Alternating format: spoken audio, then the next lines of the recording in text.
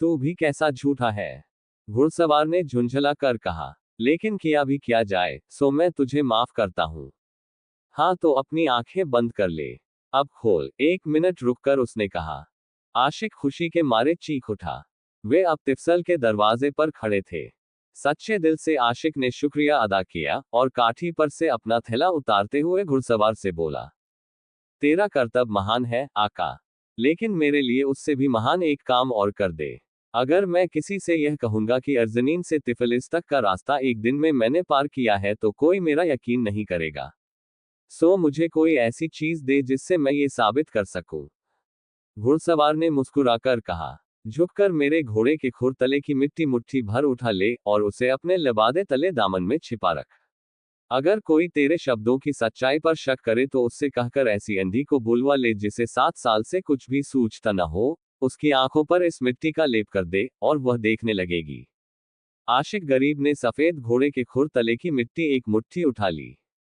लेकिन जैसे ही उसने सिर उठाया तो देखा कि घुड़सवार और उसका घोड़ा दोनों ही गायब है। तब उसे पक्का यकीन हो गया कि उसका रक्षक हैदर इलियास या जोरो काफिरों के शब्दों में संत जॉर्ज के सिवा और कोई न था। काफी रात बीतने के बाद ही आशिक गरीब अपने घर पहुंच सका। कांपते हाथों से उसने दरवाजा खटखटाया। साथ ही अपनी अन्ना को, माँ को आवाज दी। अन्ना अन्ना, दरवाजा खोल। मैं एक पाहुना हूँ। खुदा ने तेरे दरवाजे पर मुझे भेजा है। भूख और पाले के मारे बेहाल हूँ। रहम कर, अपने मुसाफिर बेटे के नाम पर मुझे अंदर आने दे। जवाब में बुढ़िया की कमजोर आवाज आई। राहगीरों को शरण देने के लिए अमीरों और कदीरों शक्तिवानों के घर मौजूद हैं। सारे नगर में ब्याह शादियां हो रही हैं। तू वहीं जा, वहां तेरी रात मजे में गुजर जाएगी। अन्ना, उसने जवाब में कहा, यहां मैं किसी को नहीं जानता, इसलिए तुझी से फिर विनती करता हूं। अपने मुसाफिर बेटे के नाम पर मुझे अंदर आने दे। इस पर उसकी बहन ने मां से कहा, मैं उठती हूँ मां, और उसके लिए दरवाजा खोल देती हूँ। नाकारा लड़की, मां ने कहा, युवक लोगों को देखते ही तेरी लार टपकने लगती है और तू खूब उनकी आवभगत करती है। मुझे तो कुछ दिखाई देता नहीं। इतने आंसू मैंने बहाए हैं कि 7 साल से मुझे कुछ दिखाई नहीं देता। मां झिड़कियां देती ही रही और लड़की ने उठकर आशिक गरीब के लिए दरवाजा खोल दिया। रस्मी दुआ सलाम के बाद वह बैठ गया और हृदय में भावनाओं का अंबार छिपाए अपने चारों ओर देखने लगा। मधुर आवाज देने वाले अपने सास पर उसकी नजर पड़ी जो दीवार पर लटका था। सास के ऊपर धूल की तह पर तह चढ़ी थी। उसने अब अपनी मां को कुरेना शुरू किया, वह दीवार पर क्या लटका है? तू भी कैसा मीनमेखी मेहमान है। उसने जवाब दिया, बस इतना ही गनीमत समझ कि तुझे एक आध रोटी मिल जाएगी और अल्लाह का नाम लेकर सुबह ही तुझे यहां से विदा कर दिया जाएगा। उसने जवाब में कहा, मैं तुझे पहले ही बता चुका हूं कि तू मेरी अपनी माँ है और यह मेरी बहन है, और इसीलिए मैं तुझसे ये जानना चाहता हूं कि दीवार पर वह क्या लटका हुआ है। ये साज है, साज। उसकी बात का यकीन न करके बुढ़िया ने झुंझलाकर जवाब दिया, साज, साज से तेरा क्या मतलब है? गाना गाते समय इसे बजाया जाता है। इस पर आशिक गरीब बुढ़िया के पीछे पड़ गया और कहने लगा कि बहन उसे साज उतार कर दिखा दे। बुढ़िया ने जवाब दिया, भला ये कैसे हो सकता है? ये साज मेरे दुखियारे बेटे का है और लंबे लंबे 7 साल से यही दीवार पर लटका है। किसी भी जीवित आदमी ने इसे अपने हाथ से नहीं छुआ। लेकिन उसकी बहन उठी और दीवार से साज को उतारकर उसे दे दिया। इसके बाद आकाश की ओर उसने अपनी आंखें उठाई और दुआ के ये शब्द उसके मुंह से निकले, अल्लाह कादिर मुतलक, अगर मेरे भाग्य में अपने मन की इच्छा पूरी करना बदा है तो तू ऐसा कर कि मेरा ये 7 तारों वाला साज ठीक उन्हीं स्वरों में झनकार उठे जिन स्वरों में कि 7 साल पहले आखिरी बार मैंने इसे बजाया था। और उसने तांबे के तारों को छेड़ा। तारों से संवादी स्वरों में झनकार प्रकट हुई और उसने गाना शुरू किया। मैं आशिक गरीब हूँ, गरीब यानी मुसाफिर, और पांवों में मेरे सनीचर है और निर्बल है मेरे बोल। फिर भी हैदर इलियास ने ऊंची और गहरी चोटी पर से उतरने में मुझे मदद दी। माना कि मैं गरीब हूं और निर्बल है मेरे बोल, फिर भी मुझे घर से निकले अपने बेटे को पहचानो मेरी माँ। उस पर माँ की आंखों से आंसू फूट पड़े और वह बोली, तुम्हारा नाम क्या है? रशीद, सरल हृदय, उसने जवाब दिया। तू तो अपनी कह चुका, अब मेरी भी सुन रशीद। बुढ़िया ने कहा, अपनी बातों से तूने मेरे हृदय को छलनी छलनी कर दिया है। इसी रात मैंने सपने में देखा, मेरी आंखें अब सपनों में ही देख पाती हैं कि मेरे बाल एकदम सफेद हो गए हैं। आंसुओं ने 7 साल से मुझे अंधी बना दिया है। तेरी आवाज उसकी आवाज से मिलती है, सो तू ही बता कि मेरा बेटा कब लौटेगा। और आंसू बहाते हुए उसने यह बात एक बार फिर दोहराई। आशिक ने बहुतेरा बताया कि वही उसका बेटा है, लेकिन बेकार। बुढ़िया ने यकीन नहीं किया। कुछ मिनट तक रुकने के बाद उसने विनती की, मेरी अच्छी माँ, कम से कम इतना तो कर कि यह साज मुझे दे दे कि इसे लेकर जरा मैं अपना नसीब आजमा सकूं। पास ही मैंने सुना है एक शादी हो रही है। मेरी बहन मुझे वहां का रास्ता दिखा देगी। वहां मैं गाऊंगा बजाऊंगा और जो कुछ मिलेगा उसमें तुम दोनों का भी साझा रहेगा। नहीं, यह मैं नहीं मान सकती, बुढ़िया ने जवाब दिया। जब से मेरा लड़का गया है ये सास कभी घर से बाहर नहीं हुआ। लेकिन उसने कस्में खानी शुरू की कि वह सास का एक भी तार इधर उधर नहीं होने देगा। अगर एक भी तार टूट गया, उसने जोर देकर कहा, तो मैं अपने सारे माल मता के साथ इसके लिए जिम्मेदार होऊंगा।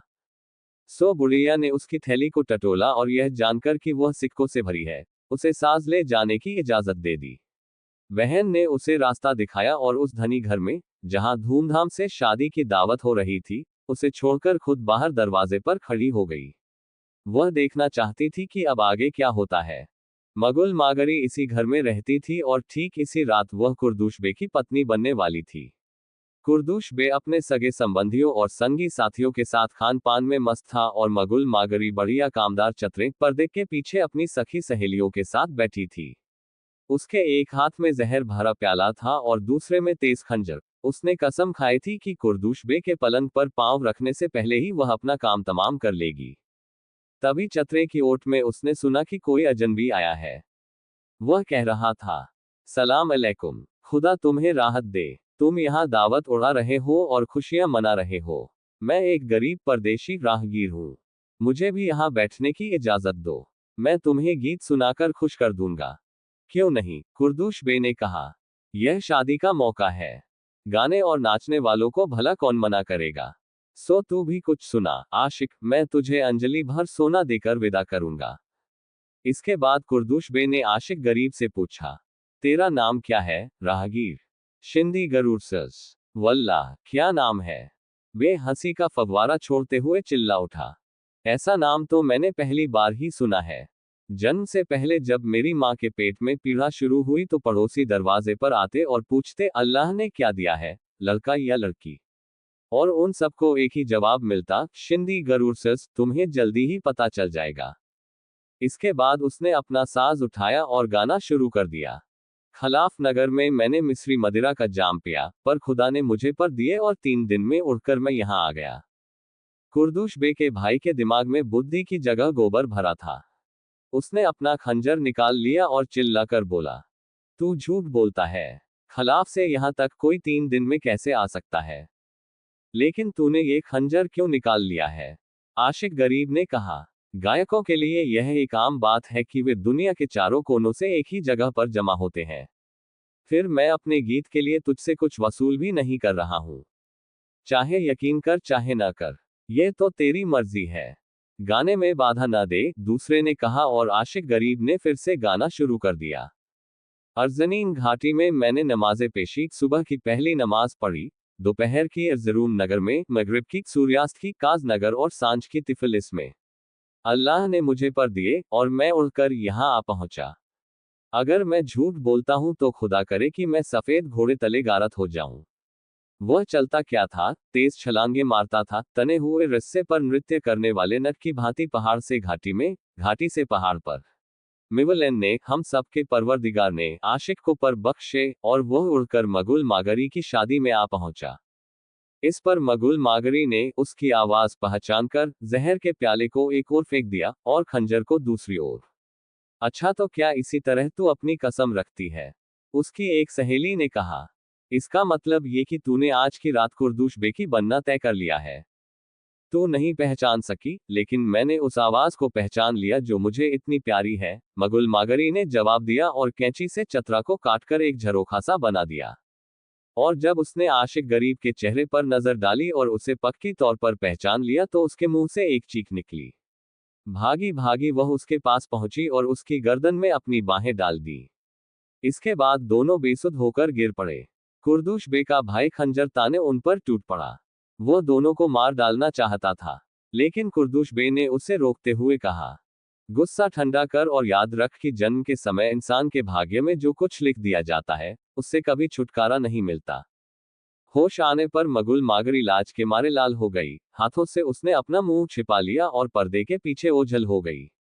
अब बिला शक हर कोई देख सकता है कि तू आशिक गरीब है, दूल्हे ने कहा, लेकिन ये तो बता कि इतने थोड़े समय में इतने बड़े रास्ते को तूने पार कैसे किया।